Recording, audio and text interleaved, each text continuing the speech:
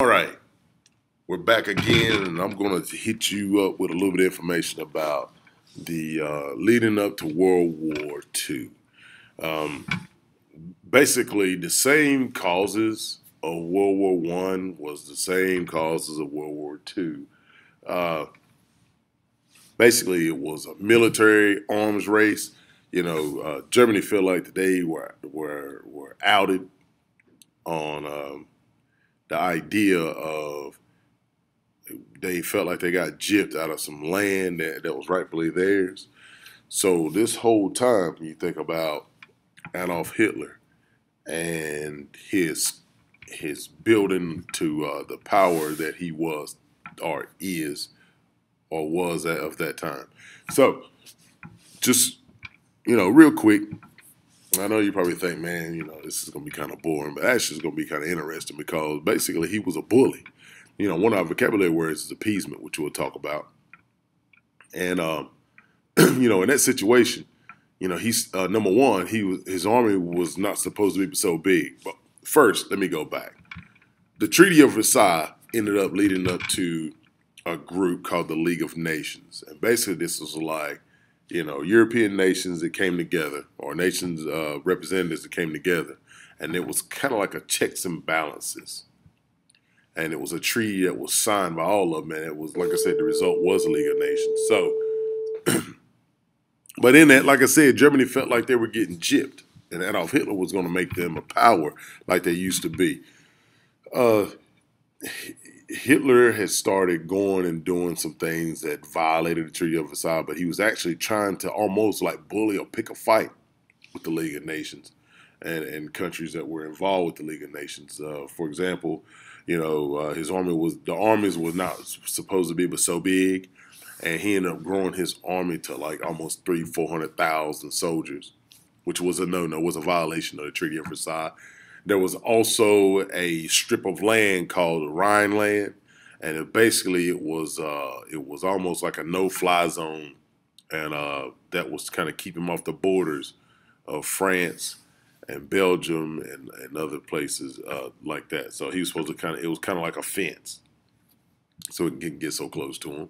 And also there was a bunch of non-aggression type activities that was not supposed to happen. Like, for example, building your arms, taking over countries and things like that. But, some of the things that he had done to actually start the nationalist approach, for example, he felt like that Austria was still supposed to be a part of Germany, that Austria was kind of robbed, was taken from Germany.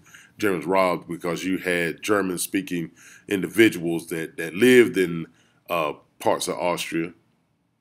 So what he tried to do is he tried to inadvertently make his way in there into Austria, and he pretty much claimed it was his. And actually, the prime minister there resigned. And when that prime minister resigned, they were looking for a leader.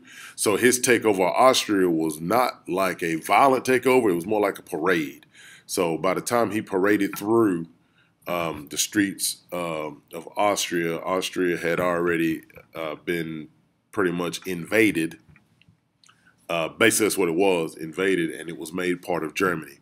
And then he set his eyes on Czechoslovakia next, because he felt like Czechoslovakia should have been part of should have been part of Germany as well. So he was everybody was scared of this guy, and so therefore they wanted to make him.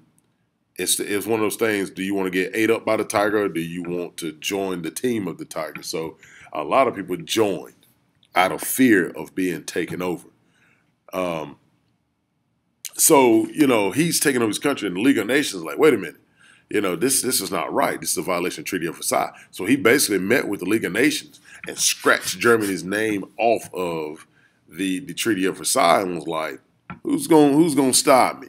Nobody's gonna stop me because I am the man. And that's where you get the word megalomaniac. But you had people when we talk about the vocabulary word appeasement.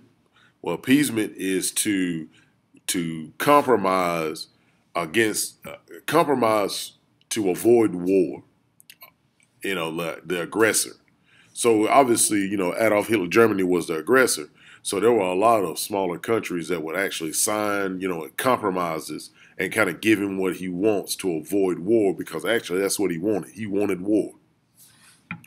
So, you know, he came up and he took over the airways of what is now under German rule.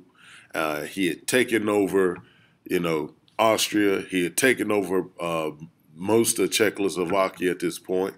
And the reason why he wanted Czechoslovakia, because at that point in time, Czechoslovakia was the leading producer of ammunition. So that's why he wanted to take over Czechoslovakia. And the thing was, he had a lot of bravado, but he was really well, we're not going to get into the history of Hitler in his personal life, but he was really one of those people that loved art, and he wanted the cameras to portray him as being a soft, kind-hearted type person. Virgil Spalding, come up to the office, please. Virgil Spalding. We get these calls. Anyway, so basically, what he wanted to do was, when he presented to probably 200,000 people, at this point, America hadn't gotten into the war or didn't have any alts with Germany. However, Roosevelt, who's part of the League of Nations, said, "Hey, look, man, this is not right. What you're doing, can you just kind of back off and don't do anything that's going to hurt anybody, and quit taking over like most of Europe?" Because at that point in time, he had taken over the Rhineland. He actually did a pretty smart move. To the east was the Soviet Union, who was ruled by Stalin, and he knew that if anybody could give him a battle in Europe, it could be Russia. So he hated Russia, and Russia didn't pay too much mind to him. So what he had done, he taught Joseph Stalin into signing a non-aggression pact. And the reason why that was beneficial, because now he could take Poland and would not have to worry about Soviet Union jumping in. So they split Poland in half. And basically at this point, this is, he's kind of being maneuvered into, doing things like that. And then all of a sudden, Britain and France declare war on Germany, and that kind of blindsided him. So what he'd actually done, he actually split the armies of England and France, and he took over maybe 40% of France as well, all the way out to all the way out to the oceans. I'm looking at my map over here. That's why I'm kind of looking. So anyway, but so like I said, Roosevelt, before we got in the war, Roosevelt said, "Hey man, listen, I need you to back off, man. You need to relax."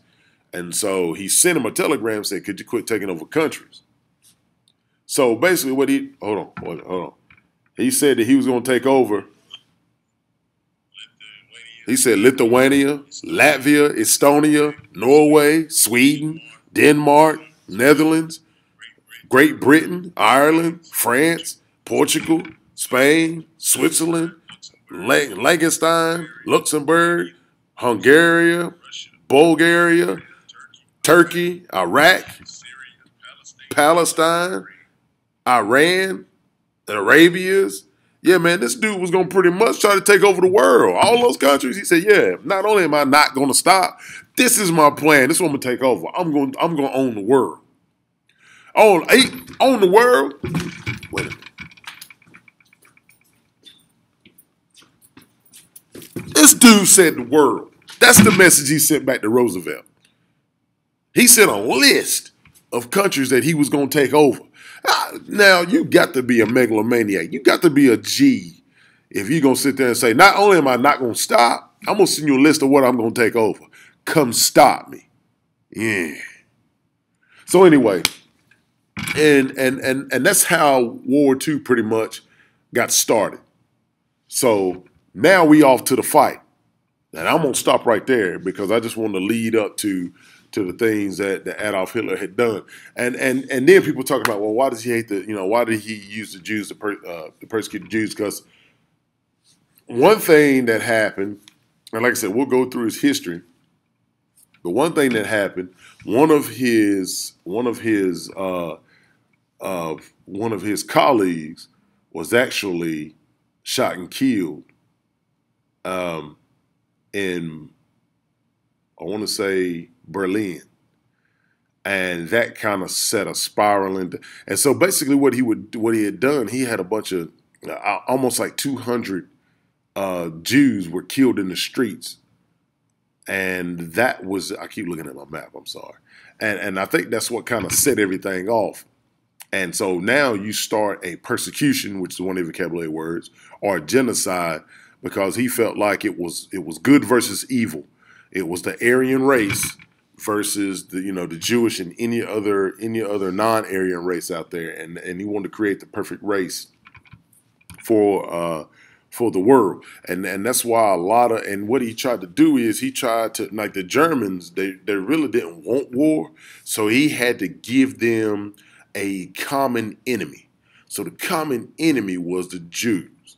So that's why he wanted to kind of target somebody, and he wanted to see how vicious the German civilians or the German citizens would get. So once he saw how they would get, then he kind of said, okay, well, now this gives me the right to go through and just take over the place. And I know how vicious they would get, so I need to recruit them for my army, some of the men, so they could take over from there. So basically, he like rallied up the troops, not only just military troops. He rounded up a lot of people. And another thing that he had done, he had one of his close friends actually be the commander-in-chief. Well, with this guy being the commander-in-chief, he knew that he would have to run things through him. Now, people's like, how does he take control of the military? So basically what he had done, he fired one of his friends as being the commander-in-chief, and he had open interviews for the commander-in-chief of the military, and he actually took control of the military himself. Now he could take, and he doesn't have to go through anybody to declare war or to dispatch his army. He could just do it himself. And so he gave himself all power, because he put himself in the power of about 300,000 men.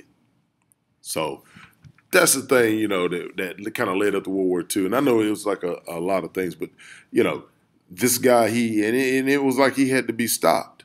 So just wanted to give you a little bit of information, and we'll go in from there. I'll talk to you later.